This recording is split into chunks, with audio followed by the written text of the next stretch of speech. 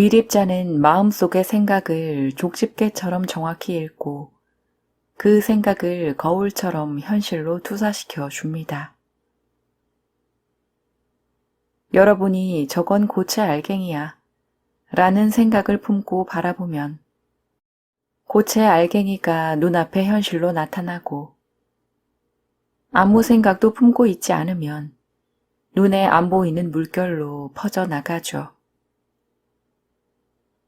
이렇게 물결로 퍼져나가면서 없어지는 건 물론 아닙니다. 단지 눈에 안 보이는 물결로 잠재해 있다가 여러분이 생각을 품는 순간 고체 알갱이로 깜짝 변신해 모습을 드러내는 것 뿐이에요. 이런 현상을 양자 물리학자들은 관찰자 효과라고 부릅니다. 이 실험은 여러분의 눈앞에 펼쳐진 현실이 바로 여러분 마음속의 생각을 그대로 비춰준다는 사실을 명확히 말해주고 있습니다. 마음속의 생각은 고스란히 현실로 투사됩니다. 여기서 마음이란 잠재의식까지 포함한 마음이에요. 그래서 현실을 잘 살펴보면 마음속 아주 깊은 곳에 어떤 생각이 도사리고 있는지도 알 수 있어요. 그런데 고체인 미립자가 어떻게 물결로 퍼져나갈 수 있는 걸까요? 우리가 미립자라고 부르는 것은 사실 빛 알갱이입니다. 그래서 빛의 물결로 퍼져나가는 것입니다. 우주는 온통 빛 알갱이들로 가득합니다.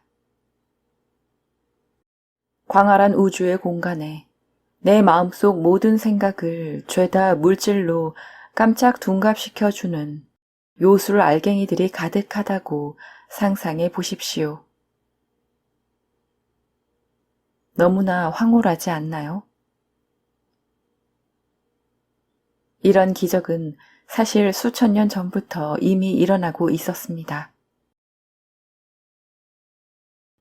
그래서 부처님은 커다란 산 하나를 금으로 만드는 건 아주 쉬운 일이다. 단지 그것은 진리가 아닐 뿐이다. 라고 했습니다. 또 예수님은 떡 5개와 물고기 2마리로 5,000명을 먹이는 기적을 일으켰지요. 예수님과 부처님, 이 두 분은 어떻게 자신들이 바라보는 대로 물질을 창조하는 능력을 갖게 되었던 걸까요? 우주는 사람에 따라 다른 원리로 돌아가지 않습니다. 언제나 누구에게나 똑같은 원리에 따라 돌아갑니다. 마음속에 들어있는 생각을 거울처럼 물질로 투사시켜주는 것입니다. 그럼 당장 이런 생각이 드실 겁니다. 왜 난 안 되지? 10억을 손에 쥐고 싶다는 생각을 하는데 왜 그 생각대로 10억이 지금 당장 내 눈앞에 안 나타나는 거냐고. 그건 마음 깊은 곳에 너무나 많은 생각이 도사리고 있기 때문이에요. 가만히 마음속을 들여다보세요. 얼마나 많은 생각이 숨어 있나요? 죄책감, 의심, 수치심, 슬픔, 절망, 외로움, 나태함, 열등감, 우월함. 이 모든 생각으로 인해 남에게 상처를 주기도 하고 상처를 받기도 합니다. 그래서 우리 마음속에는 상처가 가득해요. 여러분의 두뇌가 모르는 잠재의식 속에는 더 많은 생각이 이미지로 깔려 있습니다. 이 모든 생각이 마음속에서 각기 제발 이 생각 좀 현실로 나타나게 해줘 라고 아우성 친다고 상상해 보세요. 현실이 꿈쩍도 하지 않을 수밖에 없는 거죠. 그러니 내가 갑자기 1억 원을 손에 쥐고 싶다고 생각한다고 해서 그 생각이 요술처럼 깜짝 등장하는 건 아닙니다. 예수님이나 부처님이 우주를 훤히 들여다보고 현실로 마음대로 바꿀 수 있었던 것은 마음속에 아무런 생각이 깔려있지 않았기 때문입니다. 마음이 텅 비어 있으면 현실도 텅 비어 있어서 어떤 생각을 품는 순간 현실로 나타나는 거지요. 생각 주변의 공간을 조금씩 넓혀보세요. 공간엔 아무 한계도 없다는 사실을 알게 됩니다. 공간이 넓어지면서 내 마음은 점점 공간의 고요한 주파수와 동조됩니다. 그러면서 고요해집니다. 그곳에는 무한한 사랑이 흐르고 있습니다. 무한하기 때문에 내가 품고 있던 어떤 부정적 생각도 있는 그대로 다 받아들입니다. 이처럼 내가 마음의 공간을 넓힐수록 내 작은 마음 속에 갇혀있던 부정적 생각들은 쉽게 풀려나갑니다. 누군가에 대한 부정적 생각이 떠오를 때마다 이렇게 하세요. 부정적 생각이 사라질수록 부정적 현실도 사라집니다. 사람에 대한 기대도 내려놓는 게 좋습니다. 옷의 유아의 기대는 버리세요. 기대치가 높으면 실망하게 되고 실망하게 되면 분노나 좌절감이 또 일어날 수 있습니다. 화가 치밀 때 이런 질문을 해보세요. 그 사람에 대한 나의 기대치는 지금 얼마나 될까? 화가 많이 날 때는 기대치도 8에서 9로 치솟을 겁니다. 그럴 때 기대치를 3에서 4 정도로 슬며시 낮춰보세요. 그러면 화도 3에서 4 정도로 떨어질 겁니다. 그러다가 기대치를 0으로 낮춰보는 겁니다. 그 사람에 대한 기대를 전혀 하지 않는 마음입니다. 기대를 하지 않으니 실망할 일도 없어져서 화도 나지 않게 되지요. 그런데 상대에 대해 기대치가 없는 것과 무시하는 것은 다릅니다. 상대를 무시한다는 것은 싫어하는 생각을 억누른다는 얘기예요. 또 다른 부정적 감정을 품고 있는 것이지요. 반면 기대치가 없다는 것은 상대에 대해 기대하는 생각을 품지 않는다는 말입니다. 상대의 행동과 관계없이 내 마음은 늘 편안해집니다. 비교 범위를 넓히면 마음의 공간도 넓어집니다. 비교 범위를 직장 내 전 직원들로 넓히면 어떻게 될까요? 모든 후배가 나보다 더 연봉을 많이 받을까요? 그렇지는 않을 거예요. 그럼 비교 범위를 직장 밖으로 더 넓히면 어떨까요? 내 또래의 모든 직장인들이 나보다 연봉을 더 받을까요? 직장을 못 구해 노심초사하는 또래들은 없을까요? 이번에는 비교 범위를 중국이나 동남아로 더욱 넓혀봅시다. 아마 형편없는 연봉을 받으면서도 만족해하며 살아가는 사람들도 많을 겁니다. 아프리카까지 비교 대상을 삼으면 어떨까요? 연봉은커녕 먹을 게 없어 굶어 죽는 사람도 부지기수입니다. 이런 비교는 나보다 어려운 처지의 사람들을 보며 안도감을 느끼자는 게 아닙니다. 비교 범위를 넓힐수록 나만의 집착적인 시각에서 벗어날 수 있다는 것입니다. 이렇게 마음의 공간을 점점 넓히다 보면 전체를 보게 되고 비교하는 생각도 점점 사라집니다. 나는 위안을 얻고 여전히 사랑받고 있다는 사실도 확인할 수 있습니다. 남과 비교하는 생각이 들어 괴로울 땐 마음속을 들여다보세요. 어떤 생각이 떠오르나요?